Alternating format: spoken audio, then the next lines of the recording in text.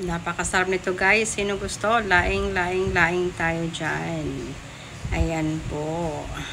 Ang unang gata ng laing. Ang ginawa ko po ay ginisa ko muna yung bawang sibuyas with ginger. And then, linagay ko yung baboy. Pinatuyo hanggang sa nawala yung tubig ng baboy. And then, linagyan ko na siya ng bagoong and konting sugar and nor cubes and seasoning.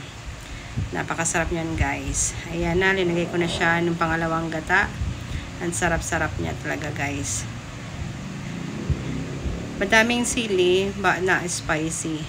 I think this it's not the Bicol chili, but it's still masarap. Napakasarap niyan guys. Look at that. Bubbling. Napakalambot ng laing. Ayan na siya.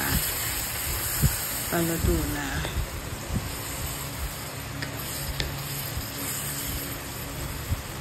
Namiss ko lang to guys eh. Ilang months ko din ito nilakain. Pero since dumating ako, ngayon na ako nagluto dito sa bahay. Tamad kasi ako magluto eh. Ay, hindi naman pala. On diet.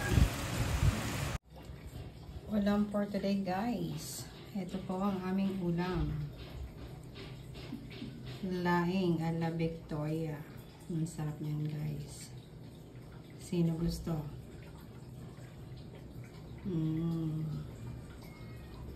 Yummy. Laing and dry adobo. Yan guys. Ang sarap niyan. Tara, kain na ta. Kain na guys.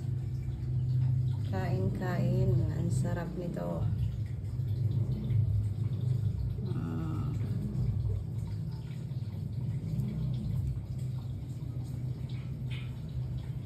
Yan, madali ang luto.